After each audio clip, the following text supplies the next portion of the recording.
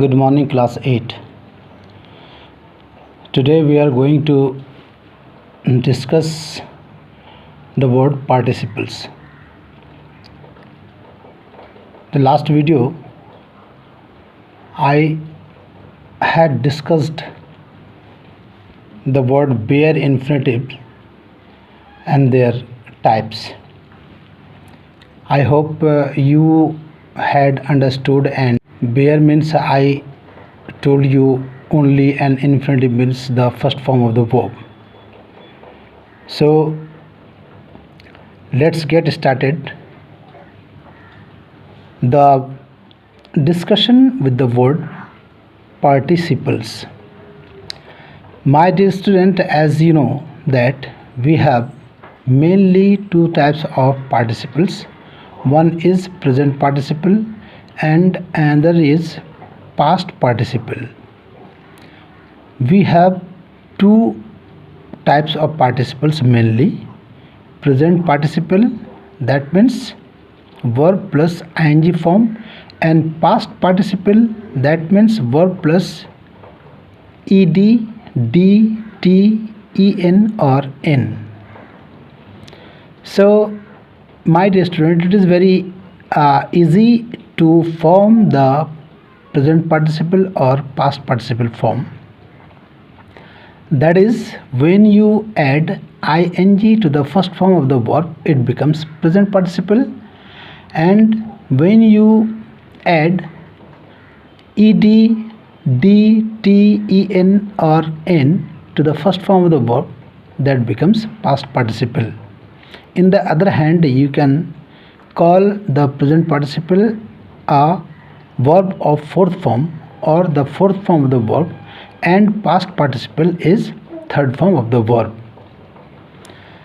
When you join these two words, present participle and past participle, together, the result is the third type of participle, that is called perfect participle. That means v1 plus ing and verb of third form. When these two form of verbs join together, the result is perfect participle. This is the third type of participle, that is called perfect participle. So my dear student, today I will discuss with you these two types of participles and their rules. So as I told you earlier that how to form participle, it is very easy. Verb plus ing, that means the verb that ends in ing, that can be called present participle, and the verb that ends in ed, d, t, en or n, that can be called past participle. So let's know what is the meaning of these words and what are the functions of these words. So the present participle, its function is to describe the things, and the past participle also does the same as present participle does. So just look here, a participle is a verbal adjective. It looks like a verb but functions as an adjective. A participle is a verbal adjective. Why it is called a verbal adjective? Because it is formed from a verb. That's why it is called a verbal adjective. And it is called adjective. Why? Because it functions as an adjective. That means it describes a noun, or in the other hand you can say it describes a thing. The word verbal is related to verb because the word is formed from the verb. That's why it is called verbal adjective, and it is called adjective because it qualifies a noun. That's why it is called adjective. Very simple to understand. So my dear student, I will discuss today with you the present participle and its rules. Mainly it has I will tell you today the 5 rules of present participles where they are used. The first rule is where to use participle. Before going to tell you one thing, I just remembered it, that the difference between the word gerund and participle. Gerund, that means gerund is a form of a noun, that is also called a verbal noun, you can say, because it is also formed from a verb, that's why it is called a verbal noun. So the differences between gerund and participle is that participle is used as a participle, that means it is used to describe a noun, but gerund is used as a noun. But the formation of participle as an adjective and participle as a gerund, both the formation of these two words is same with ing to the first form. When you add ing to the first form, it becomes participle and gerunds. Gerund is used as a noun, whereas participle is used to qualify a noun. This is the difference, main difference between the two. So dear student, let's get started the rules, different rules of participles, where to use participle and how. So my dear student, the first rule is if the first form of verb along with ing, अगर verb के first form के साथ में ing लगा हो तो वो क्या कहलाता है? पार्टिसिपल कहलाता है. तो अगर पार्टिसिपल यानी वर्ब प्लस ing के बाद अगर क्या आता है, आपका नाउन आ जाता है, अगर नाउन आता है उसके बाद में, तो फिर वहाँ पे ing फॉर्म जो होगा वर्ब का, वो क्या होगा? वो आपका पार्टिसिपल होगा. लेकिन अगर नाउन नहीं आता है, verb plus first form plus ing के साथ के बाद में अगर नाउन नहीं आता है, तो वो क्या कहलाएगा माय डियर स्टूडेंट? gerund कहलाएगा. I am telling you the identification of participles and gerunds, कि gerund कब कहेंगे और participle कब कहेंगे.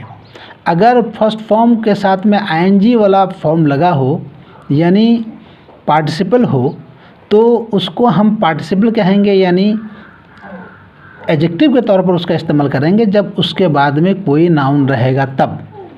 और अगर उसके बाद में कोई नाउन नहीं रहेगा तो हम उसे क्या कहेंगे? gerund कहेंगे. जैसे एग्जाम्पल में आप देख सकते हैं, opening the door she went out hastily. Opening the door, opening the door, door के ओपनिंग के फ़ौरन बाद यहाँ पे डोर का इस्तेमाल किया गया है. ओपनिंग के फ़ौरन बाद यहाँ पे डोर का इस्तेमाल किया गया है. That is a noun, door is a noun. So here opening is an adjective. This is the participle form of a verb, और this is used here as an adjective to qualify the word, that is noun door. The opening the door she went out hastily. ये आपका एक पहला rule था आपका. दूसरा ये था कि अगर आप देखेंगे, पहले ही मैं एक और एग्जांपल मैं आपको बताता हूँ कि अगर आपके किसी सेंटेंस में अगर आपका आर्टिकल ए या फिर एन, इन्हें हम क्या कहते हैं? इनडेफिनेट आर्टिकल्स कहते हैं. तो अगर किसी सेंटेंस में आपका ए और एन के बाद अगर आपको सपोज दैट कि आपको दे दिया गया, खाली जगह कोई दे दी गई, ब्लैंक स्पेस दे दिया गया, और आपसे कहा गया कि यहाँ पे आपको जो है मतलब क्या करना है? ब्लैंक स्पेस को भरना है, और आपको क्या कहते हैं, आपको एक वर्ड दे दिया और उसमें 4 ऑप्शंस दे दिए गए. मान लीजिए कि एक सेंटेंस आपने बनाया कि आई सॉ अ मैंने देखा एक खाली जगह girl. I saw a dash girl, मैंने देखा एक लड़की। आ के बाद में आपको क्या दे दिया, खाली जगह दे दिया गया और ऑप्शन में दे दिया आपका एक वर्ड दे दिया आपका cried, to cry, crying, cries. इस तरह के 4 ऑप्शंस अगर दे दिए गए तो my dear student the correct option would be the 4th form of verb that is crying. अगर आर्टिकल ए और एन के बाद में अगर खाली जगह दिया हुआ है और उसके बाद में नाउन है तो वहाँ पे ऑब्वियसली आप पार्टिसिपल का यूज़ करेंगे, प्रेजेंट पार्टिसिपल का यूज़ करेंगे, that would be functioning there as an adjective. ये आपका पहला रूल था। 2 एग्जाम्पल दिया मैंने आपके सामने, तो आप आई होप कि आपको समझ में आ गया होगा। दूसरा रूल हमारा ये कहता है कि सेकेंड रूल में my dear student, second rule में आता है आपका कि प्रेजेंट पार्टिसिपल का यूज़ हम कहाँ पे करते हैं, where to use present participle. तो इसका दूसरा रूल होता है कि after the verbs of senses. Verbs of senses का मतलब क्या हुआ कि जैसे 5 सेंसेस होते हैं, वी हैव 5 सेंसेस।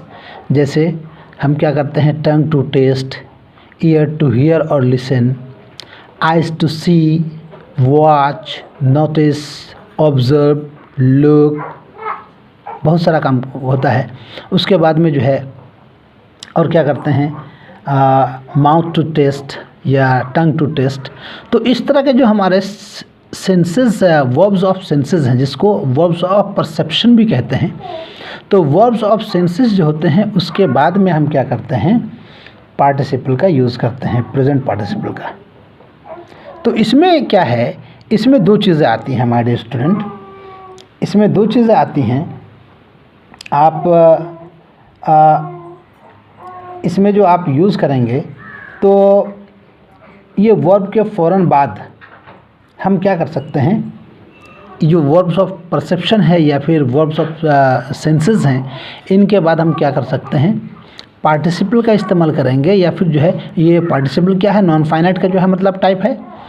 तो हम उसके साथ में क्या कर सकते हैं, ये हम पार्टिसिपल यानी आईएनजी वाला फॉर्म का भी इस्तेमाल कर सकते हैं और हम एक जो है क्या कहते हैं, बेयर इन्फिनेटिव का भी इस्तेमाल कर सकते हैं। उसमें हम उसमें आईएनजी वाला फॉर्म यानी पास्ट पार्टिसिपल का भी इस्तेमाल कर सकते हैं और हम क्या कर सकते हैं, बेयर इन्फिनेटिव का भी इस्तेमाल कर सकते हैं। Where after the verbs of senses, keep it in mind.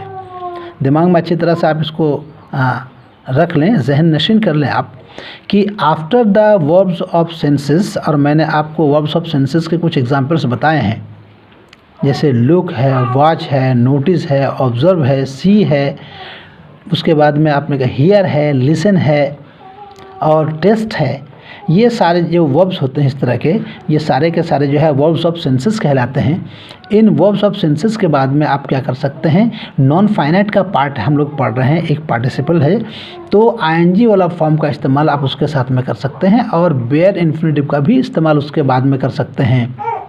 यानी वर्ब्स ऑफ सेंसेस के बाद में बेयर इन्फिनेटिव का भी इस्तेमाल करते हैं। आपको क्या बताया गया अगले वीडियो में, बेयर इन्फिनेटिव का मतलब होता है only first form of the verb. Example आप देखें कैसे आप इसका इस्तेमाल करेंगे। जैसे आपने कहा कि आई सॉ मोहन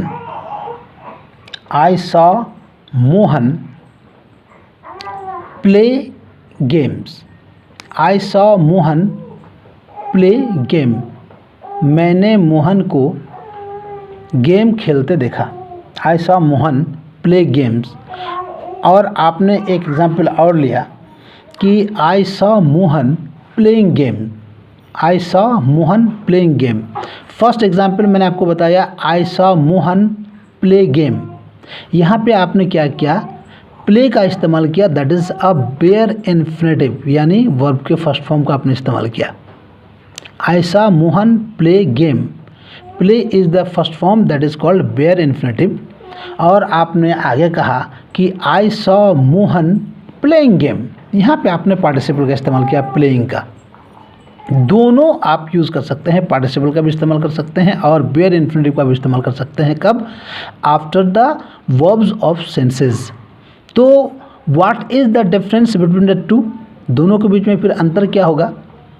तो be careful for this, I am going to tell you the differences between the two, कि बेयर इन्फिनेटिव का भी यूज़ कर सकते हैं after the sense verbs of senses, और आप पार्टिसिपल का भी इस्तेमाल कर सकते हैं। तो इन दोनों के बीच में अंतर क्या होगा? तो अंतर इसके बीच में यह है माय डियर स्टूडेंट, जब आप बेयर इन्फिनेटिव का इस्तेमाल करते हैं तो bare infinitive that shows the completed action, ये क्या करता है?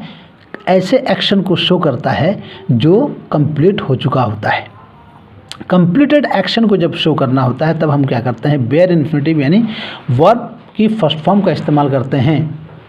यानी कि इसको आप इस तरह से कहेंगे कि I saw Mohan that he played game. ये सेंटेंस का सेंस क्या होगा? आई saw Mohan that he played game. मैंने मोहन को कब देखा? जब वो गेम खेल चुका था। तो यहाँ पे जो है ये प्ले जो है आपका क्या, किस चीज़ को शो कर रहा है? ये कंप्लीटेड एक्शन को शो कर रहा है। और दूसरा सेंटेंस में अगर हम एग्जाम्पल अगर लेंगे तो उसमें क्या आता है कि प्रेजेंट पार्टिसिपल जो होता है ये किसको शो कर रहा है? This shows the action that is going on, जो काम चल रहा होता है उस काम को दर्शाने के लिए प्रेजेंट पार्टिसिपल का इस्तेमाल करते हैं। जैसे हमने कहा कि I saw Mohan that he was playing game, I saw Mohan that he was playing game. ये जो है आपका क्या था? इसका सेंस ये था किसका? पहला वाला सेंटेंस जो था आपका आई saw Mohan playing game. So my dear student, I hope you understood the differences between the bare infinitive and participle form when they are used just after the verbs of senses or verbs of perception. ये आपका दूसरा rule था। तीसरा rule में आप देखेंगे my dear student, मैं आपको तीसरा रूल डिस्कस करने जा रहा हूँ आपके साथ में, कि present participle as an adjective, इसका इस्तेमाल और कहाँ पे हम करते हैं। तो आप देखिए अच्छी तरह से आप सुने कि when two actions take place at the same time, जब दो काम एक साथ में ही एक ही टाइम में हो रहा हो, जब दो काम एक साथ में एक ही टाइम में हो रहा हो और the action is done by the same person, और एक ही आदमी के द्वारा दोनों काम किया जा रहा हो। Just see the third rule of participle, कि पार्टिसिपल का हम यूज़ कहाँ पे करते हैं। ये तीसरा रूल मैं आपको बता रहा हूँ। When two actions take place at the same time done by the same person, जब दो काम एक ही टाइम पर हो रहा हो और करने वाला एक ही आदमी हो, ओनली वन पर्सन, ऐसी सूरत में हम क्या करते हैं? प्रेजेंट पार्टिसिपल का जो हम इस्तेमाल करते हैं वो सेकेंड वर्ब के लिए, सेकेंड एक्शन के लिए, सेकेंड एक्शन के साथ में हम वर्ब के पार्टिसिपल फॉर्म का यूज़ करते हैं। माय डियर स्टूडेंट, सी, जब दो काम एक साथ में हो रहा हो और करने वाला जो है, दोनों काम का करने वाला एक ही आदमी हो, तो उस समय में, ऐसी सिचुएशन में, ऐसी स्थिति में, ऐसी कंडीशन में हम क्या करते हैं? We use the participle form with the second action, हम दूसरे एक्शन के साथ में पार्टिसिपल फॉर्म का इस्तेमाल करते हैं। जैसे आपने कहा कि we watched television, we watched television enjoying popcorns या ईटिंग पॉपकॉर्न्स आप कह लीजिए। We watched television eating popcorn. We देखिए यहाँ पे क्या हो रहा है, टेलीविज़न देखने का भी काम हो रहा है और पॉपकॉर्न को खाने का भी काम हो रहा है। और काम कर कौन रहा है? सेम आदमी कर रहा है, एक ही आदमी कर रहा है। इस एग्जाम्पल को आप अगर इस एग्जाम्पल में अगर आपको कोई कन्फ्यूजन है तो आप इस तरह से ले लीजिए कि आपने कहा कि Ravi watched television enjoying popcorn, यानी पॉपकॉर्न खाते हुए क्या किया था उसने? टेलीविज़न देखा था या देख रहा था। तो देखिए टेलीविज़न देखने का काम कौन कर रहा है? रवि कर रहा है। अच्छा, पॉपकॉर्न खाने का काम कौन कर रहा है? वो भी रवि कर रहा है। तो the doer of the two actions is same, Ravi. और इस सेंटेंस में क्या पता चल रहा है? दो काम एक साथ में हो रहा है। तो जब दो काम एक साथ में हो रहा है तो सेकेंड एक्शन के साथ में हम क्या कर देते हैं? पार्टिसिपल का यूज़ करते हैं। जैसे कि आपने किया कि Ravi watched television eating popcorn. तो इस तरह से हम क्या कर सकते हैं? पार्टिसिपल का यूज़ कर सकते हैं। ये तीसरा रूल था। फोर्थ रूल आपका माय डियर आता है। चौथा रूल जो होता है वो ये होता है कि देखिए क्या कह रहा है कि जब दो action when two actions take place without the time gap, यानी दो काम हो रहा हो और फ़ौरन हो रहा हो, दो काम हो रहा हो। इफ़ टू एक्शंस, अगर दो काम साथ में हो रहा और बीच में जो है बिल्कुल गैप ना हो, दोनों काम के बीच में एकदम गैप ना हो। और ये किस चीज़ को शो करे? ये शो करता हो प्रॉम्प्टनेस को। जल्दबाजी में कोई काम हो रहा है तो ऐसी स्थिति में हम लोग क्या करते हैं? वर्ब के फर्स्ट फॉर्म के साथ में फर्स्ट क्या कहते हैं एक्शन के साथ में हम लोग क्या करते हैं? पार्टिसिपल का यूज़ कर देते हैं। हम लोग क्या करते हैं? फर्स्ट एक्शन के साथ में पार्टिसिपल का यूज़ करते हैं। See the difference. Rule number 4 में आपका आता है कि अगर दो काम बिना कोई टाइम के जो है मतलब गैप के अगर क्या कहते हैं हो रहा हो, घटित हो रहा हो और ये क्या कर रहा हो? ये प्रॉम्प्टनेस को या फिर जो है मतलब क्विकनेस को जो है मतलब जल्दबाजी को शो कर रहा हो, तो ऐसे में हम क्या करते हैं? फर्स्ट एक्शन के साथ में हम क्या करते हैं? पार्टिसिपल का यूज़ करते हैं माय डियर स्टूडेंट। जैसे एग्जाम्पल अगर देखें तो आप ये कहेंगे कि आपने कहा कि seeing the thief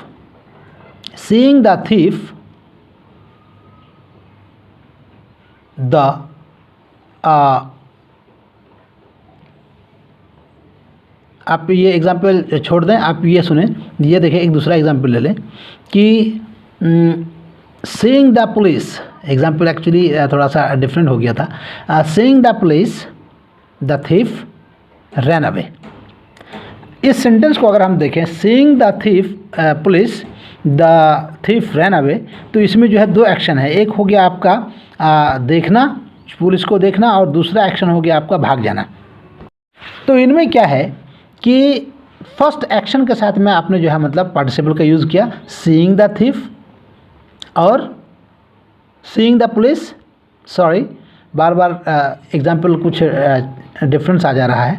seeing the police the thief ran away, तो दूसरा एक्शन क्या है? रैन अवे, और फर्स्ट एक्शन क्या था? सीइंग, यानी पुलिस को देखते ही चोर भाग गया। यहाँ पे जो है प्रॉम्प्टनेस जो है मतलब हो रहा माय डियर स्टूडेंट कि चोर को देखते ही मतलब उसने जैसे ही चोर देखा, एज सुन एज है ना he saw the thief police the thief ran away, यानी जैसे ही चोर ने पुलिस को देखा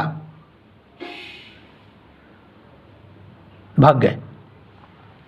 तो हम क्या करते हैं? जब दो काम एक साथ में हो रहा हो और बिना टाइम गैप किए हो रहा हो और जल्दबाजी को शो कर रहा हो, तो ऐसे में हम क्या करते हैं? वो फर्स्ट एक्शन के साथ में हम आईएनजी फॉर्म का इस्तेमाल करते हैं। तो आई होप कि ये चारों रूल्स आपको जो है मतलब समझ में आ गया होगा। आप बार बार आप वीडियो को आप वॉच करें और अच्छी तरह से आप सुने तो आपको डिफरेंसेस इंशाल्लाह समझ में आएगा। नेक्स्ट में हम लोग आज बात करेंगे पास्ट पार्टिसिपल का, जो कि आपका वर्ब के थर्ड फॉर्म भी कहलाते हैं। तो पार्टिसिपल का जो रूल है माय डियर स्टूडेंट, ये इसका यूज़ बहुत ही सिंपल है और एक ही तरह से इसका यूज़ होता है। और ये क्या शो करता है, ये शो करता है कंप्लीट एक्शन को, ठीक है ना। It shows the completed action, जो काम पूरा हो चुका होता है उसको शो करने के लिए पास्ट पार्टिसिपल का इस्तेमाल करते हैं, जो कि एडजेक्टिव की तरह यूज़ होता है।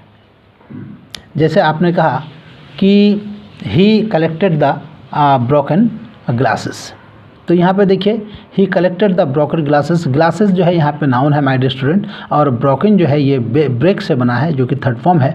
और यहाँ पे ग्लास के बारे में ब्रोकन जो है मतलब बता रहा है, इसलिए ब्रोकन क्या है, ये एडजेक्टिव है जो कि वर्ब का थर्ड फॉर्म है।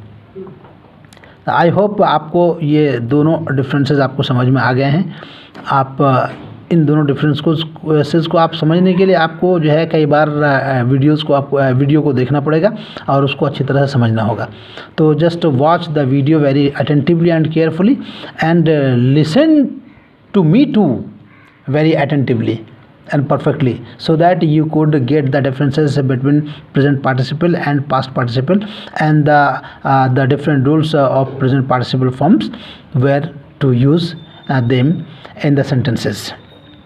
तो फॉर टुडे इतना ही। नेक्स्ट में इंशाल्लाह हम लोग अगले चैप्टर को लेकर के चलेंगे। और एक जो आपका परफेक्ट पार्टिसिपल है, तो परफेक्ट पार्टिसिपल के बारे में तो हमने आपको बताया नहीं, लेकिन आपको मैं बता देता हूँ परफेक्ट पार्टिसिपल किस तरह से बनता है। वो मैंने आपको पहले बताया था कि प्रेजेंट पार्टिसिपल और पास्ट पार्टिसिपल को एक साथ में अगर आप जोड़ देते हैं तो परफेक्ट पार्टिसिपल बन जाता है। यानी प्रेजेंट पार्टिसिपल यानी आईएनजी फॉर्म और पास्ट पार्टिसिपल वर्ब को थर्ड फॉर्म को एक साथ में आप जोड़ देंगे तो क्या हो जाएगा, परफेक्ट पार्टिसिपल बन जाएगा। परफेक्ट पार्टिसिपल देखिए, इसके बारे में हम बहुत ज़्यादा लंबा क्या कहते हैं इसके बारे में डिस्कस नहीं करेंगे। इसके फॉर्मेशन देखिए क्या होता है, हैविंग, ये having been plus past participle, having plus past participle, having ये प्रेजेंट पार्टिसिपल हो गया और पास्ट पार्टिसिपल है थर्ड फॉर्म। इसीलिए मैंने आपसे कहा कि इन दोनों को अगर आप एक साथ में जोड़ देते हैं तो the result is past perfect participle. Perfect participle होता है, क्या लिखा है, having said that I will now point out the difference, और having completed his work he switched on the TV. अपने काम को ख़त्म करने के बाद उसने टीवी ऑन किया, और having said that I will now point out the difference. तो ये आपका जो है मतलब आज का इतने ही जो है मतलब था।